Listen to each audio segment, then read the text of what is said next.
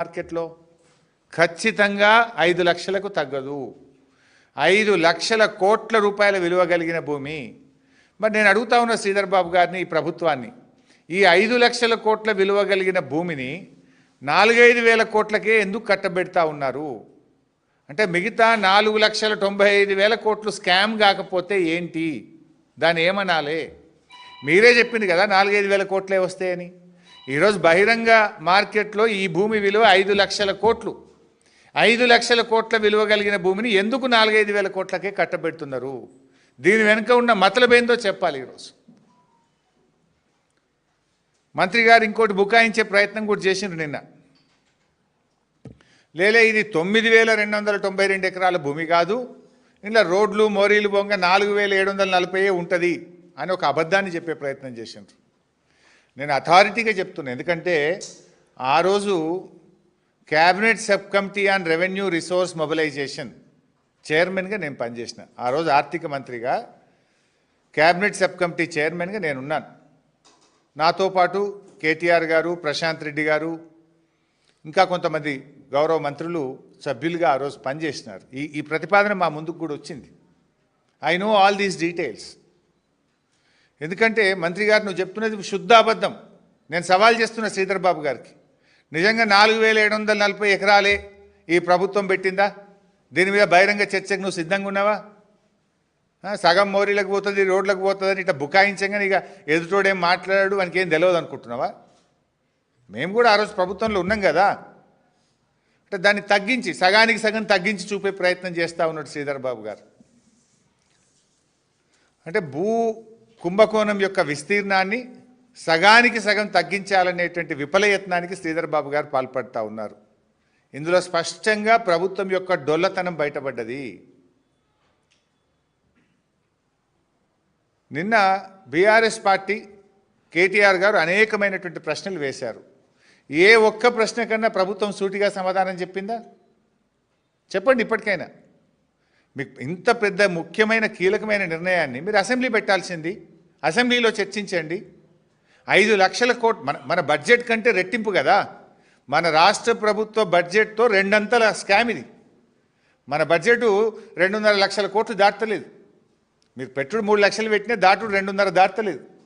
అంటే 5 లక్షల కోట్లు అంటే 2 సంవత్సరాల బడ్జెట్తో సమానమైన ఇంత ప్రధానమైనటువంటి నిర్ణయాన్ని మీరు శాసనసభకు పెట్టకుండా, సభలో చర్చించకుండా, రాత్రికి రాత్రే పాలసీ పెట్టి వేల కోట్లు, లక్షల కోట్లు కొల్లగొడతామంటే బీఆర్ఎస్ పార్టీ చూస్తూ ఊరుకోదు. ఇంత ఇంపార్టెంట్ ఇష్యూను మీరు అట్లా రాత్రికి రాత్రి ఎట్లా చేస్తారండి? నిన్న కేటీఆర్ గారు అడిగిన ఏ ఒక్క ప్రశ్నకి ఎందుకు సమాధానం ఇవ్వరు? నేను అడుగుతా ఉన్నా. ఇప్పుడు ప్రభుత్వం ఆనాడు బీఆర్ఎస్ ప్రభుత్వం సెలెక్టెడ్గా కోర్టు కేసులు ఉండే అప్పటికే కిరణ్ కుమార్ రెడ్డి ప్రభుత్వం నిర్ణయం తీసుకున్నది. ఆ భూములు ఆజామాబాద్ భూములు వాళ్ళకి ఇవ్వాలని కిరణ్ కుమార్ రెడ్డి ప్రభుత్వం నిర్ణయం తీసుకుంది. దాని మీద వాళ్ళు హైకోర్టు నుంచి ఆర్డర్ తెచ్చుకున్నారు. సో కోర్టు ఆర్డర్ ఉందని చెప్పి ఆ రోజు మేము రెగ్యులరైజ్ చేయాలని చెప్పి నిర్ణయించినాం. ఒక్క ఆజామాబాద్ నిర్ణయిస్తే కూడా ఆ రోజు మేము 200% కట్టాలన్నాం. సబ్ రిజిస్ట్రేషన్ వాల్యూ మీద 200% కట్టాలని నిర్ణయం తీసుకున్నాం. అంటే మీకు బాగా అర్థం కావాలి, ప్రజలకు అర్థం కావాలంటే అక్కడ ఒక గజం 100 రూపాయలు ఉందనుకోండి. 100 రూపాయలు సబ్ రిజిస్ట్రేషన్ కార్డ్ వాల్యూ, మనం రిజిస్ట్రేషన్ ఆఫీస్లో పోయి ఫీజు కడతాం కదా, ఆ కార్డ్ వాల్యూ 100 రూపాయలు ఉందనుకోండి. ఆ రోజు 200 రూపాయలు రాష్ట్ర ప్రభుత్వానికి కడితే మీకు ఆ భూమిని ఫ్రీ హోల్డ్ చేస్తాము అని ఆనాడు బీఆర్ఎస్ ప్రభుత్వం నిర్ణయం తీసుకుంది. ఇవాళ కాంగ్రెస్ ఏం నిర్ణయం తీసుకుంది? అదే 100 రూపాయలు రిజిస్ట్రేషన్ కార్డ్ వాల్యూ ఉంటే మీరు 30 రూపాయలు కట్టండి చాలు, మీకు ఫ్రీ హోల్డ్ చేస్తాము అంటుంది కాంగ్రెస్ పార్టీ. అంటే ఎంత లుక్సాన్ అవుతుంది గవర్నమెంట్ ఖజానాకు? గజానికి 170 రూపాయలు లుక్సాన్ అయినట్టేనా? మేము 100 ఉంటే 200 కట్టమని మేమన్నాం. మీరేమంటున్నారు? 100 ఉంటే 30 రూపాయలు కట్టండి చాలు, మీకు ఫ్రీ హోల్డ్ చేస్తాం, ఈ భూమి మీకు దారాదత్తం చేస్తాము అంటున్నారు. అంటే 170 రూపాయలు నష్టమవుతుంది కదా. నేను జస్ట్ టు అండర్స్టాండ్ చెప్తా ఉన్నా. అందుకే 5 లక్షల కోట్లు రావాల్సిన చోట 5,000 కోట్లు మాత్రమే వస్తాయి అని మంత్రి గారు నిన్న ఉన్న నిజాన్ని మంచిగా కుండబద్దలు కొట్టినట్టు బయట పెట్టిండు. అందుకే ఆయనకు థ్యాంక్స్ కూడా చెప్పిన నేను. ఇవాళ బీఆర్ఎస్కు కాంగ్రెస్కున్న తేడా ఏంటి? మేము 200 రూపాయలు రావాలంటే మీరు 30 రూపాయలు చాలు అంటున్నారు. ఇది రాష్ట్ర ప్రభుత్వ ఖజానాకు తీరని నష్టం చేస్తూ ఉన్నారు మీరు. ఇందులో ఇంకా గమ్మత్ ఏంటంటే ఎంత అసలు కొద్దిగానే ఉండాలి వాళ్ళకి ప్రభుత్వం నడపడానికి. వారం రోజుల్లోగా అప్లికేషన్లు పెట్టాలన్నట, వారం రోజుల్లోగా టీజీఐసి అప్లికేషన్లను పరిశీలించాలన్నట, అవతల వారం రోజుల లోపలనే అధికారుల కమిటీ దానికి అనుమతి ఇవ్వాలన్నట, అనుమతి ఇచ్చిన 45 రోజులనే పైసలు కట్టాలన్నట.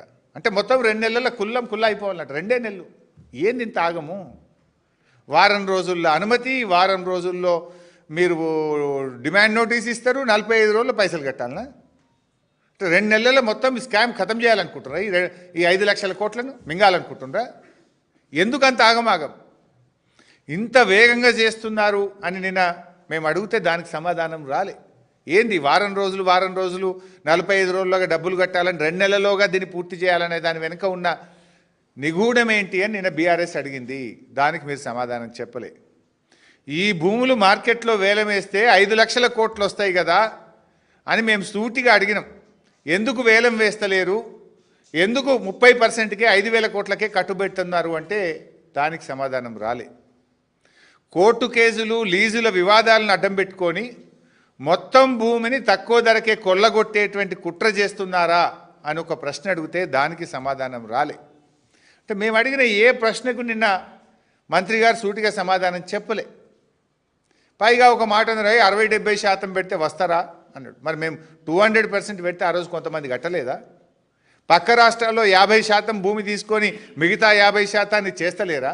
ఆ 50% తీసుకుంటే ఇడ కూడా ఒక 4-5 వేల ఎకరాలు వస్తే హైదరాబాద్లో ఒక లంగ్ స్పేస్, అరే ఒక బస్ డిపో కడదామన్నా, ఒక బస్ స్టాండ్ కడదామన్నా, ఒక హాస్పిటల్ కడదామన్నా, ఒక కాలేజీ కడదామన్నా, ఒక స్కూల్ కడదామన్నా, ఒక పార్కు కడదామన్నా ప్రజలకు హైదరాబాద్లో ల్యాండ్ దొరుకుతుందా?